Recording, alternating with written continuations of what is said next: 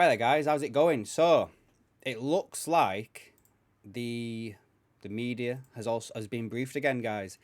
We have Chris Bascom, and what's this guy, Andy Hunter at the Guardian, and we've also got Paul Joyce, all coming out with pretty much the same thing last night.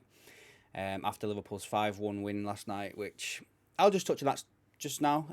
Nunes, great to see him scoring them two goals, like, not just tap-ins, but some spectacular goals. Puts him in good stead for the game at the weekend. We couldn't have gone into that game any more hyped up, I think, now. It's going to be a great game, I hope.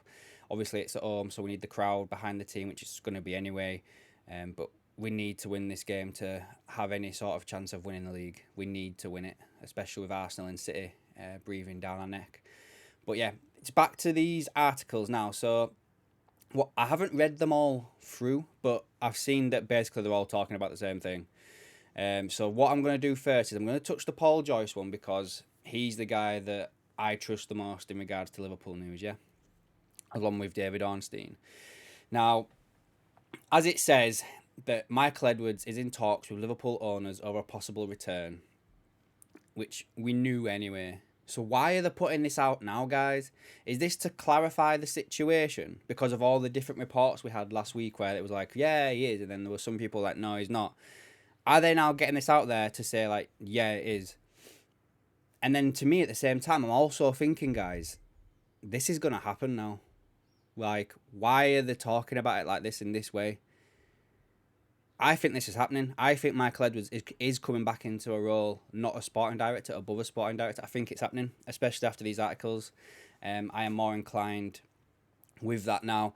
And I also think, sorry, this has implications for the manager's situation. But yeah, let's dive into this article now then, shall we? So it's titled, Michael Edwards in talks with Liverpool owners over possible return. Edwards has held face-to-face talks with Liverpool owners as they attempt to persuade him to return to the club and help oversee the post-Jurgen Klopp era. Now, we know that all of FSG had a meeting last week in Florida, so I'm guessing it took place then. Yeah, there we go. The meeting took place in Boston last weekend, with Edwards speaking to the FSG owners John W. Henry and Mike Gordon. The talks are a significant development given that Edwards had previously turned down an initial approach to come back to Liverpool. It is unclear at this stage exactly what pitch Henry and Gordon made to Edwards, who spent a decade at Liverpool, but the role would be above his previous job as sporting director. Now, again, just to cut in again, we know that there's been restructuring at FSG where Billy Hogan is now the president of FSG International, but that's not going to affect his role at Liverpool. Bollocks. Like, Edwards is taking that role. Edwards had attended the Business of Football Summit in London at the end of last week before flying to Boston for the MIT Sloan Sports Analyst Conference. He attended in this capacity as a consultant for Ludonatics, the company that he set up by Ian Graham, the Liverpool's former director of research. Graham was one of the conference's panelists, and it was also an opportunity to speak to prospective clients. FSG's annual owners meeting took place in Florida last week, and upon completion of that meeting with Edwards was arranged. Edwards was promoted to the sporting director position in 2000. We don't need to know that one. Hold on. He has made it clear he will not be a sporting director again, and the fact that FSG knew that and still pushed to meet him indicates they are proposing a wider role for him, obviously. Clarity on whether Edwards will be tempted to return to Anfield is expected soon, with Liverpool looking to make progress in building a structure that will ensure Klopp's successor as manager has the best chance of maintaining the club's success. So again, this is something we already know, guys. Like, I think I mentioned this in like 4 videos ago, that there's an international break between the 16th of this month and the 28th. I expect to get a load of stuff then, guys, in regards to like an appointment or something like that. I've always had that date in mind. Go back on my videos, guys. It's in there. I fully expect that Liverpool will do something around that time in regards to this. So they're going to talk about the manager now. Xabi Alonso, the former Liverpool midfielder, has guided Bayer Leverkusen to a 10-point lead at the top of the Bundesliga and remains the leading candidate for the managerial position, although there is interest in him from another of his former clubs, Bayern Munich. The Sporting head coach Ruben Amorim is also being considered. Now, you all know this if you've been watching my videos, guys, that I kind of think that Amorim is Edwards' choice and Alonso is FSG's choice. And the fact that I'm starting to think that Edwards is coming back, I wouldn't be surprised to see that Ruben Amorim's name is mentioned a little bit more. There was another name as well that was mentioned from the Stuttgart manager. I can't pronounce his name, guys. But apparently there was articles out about him in regards to saying that if it wasn't for Alonso doing what he was doing in the Bundesliga, this guy at Stuttgart would be like the main manager that everyone were talking about. So it might be him as well, but the fact that Joyce is talking about Alonso and Amorim, maybe it's come a little bit too soon for the other guy.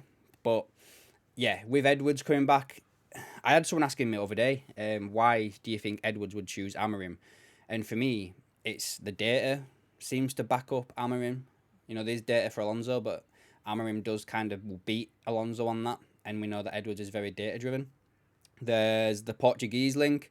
Just look at the players that Liverpool have signed and been, confirmed to be interested in when Edwards and Julian Ward were in charge of like recruitment at Liverpool. They were all Portuguese, based in Portugal, basically.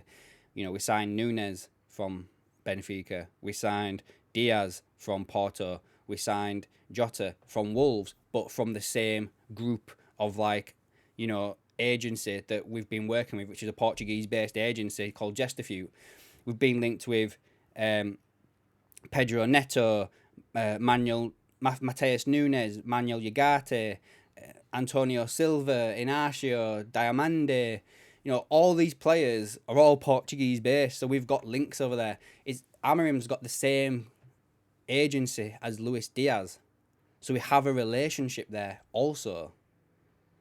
That's the only reason why I'm kind of leaning that way. Like, I still think strongly that it's Alonso, but I am leaning more towards Amorim. And I know that makes it sound like I'm sitting on the fence, but it's just, it's one of them, where like my heart might be saying Alonso, but my head might be saying Amorim. So, right.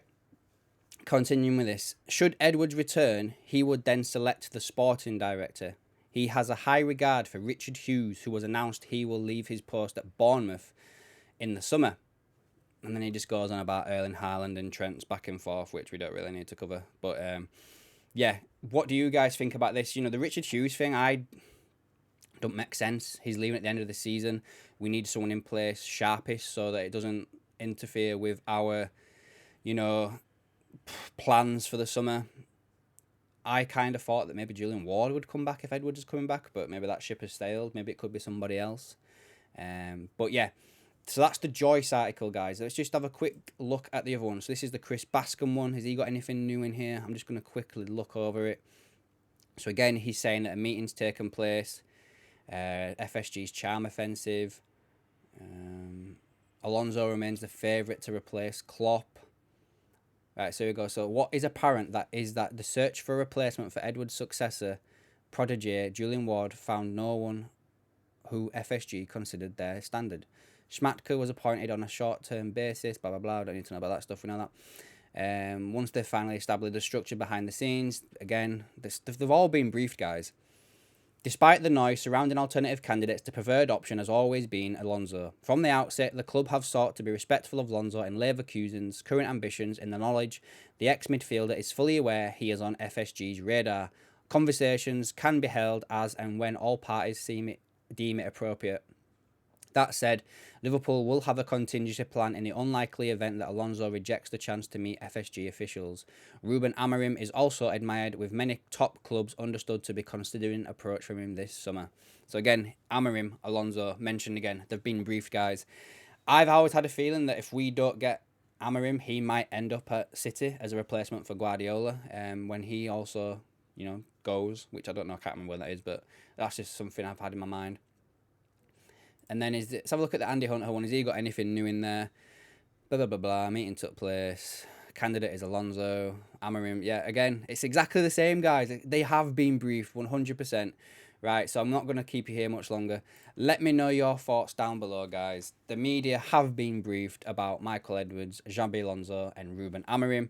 Let me know down in the comments below, guys, what you think on all of this. What could it possibly mean? Is the announcement close? And I'll catch you in the next one.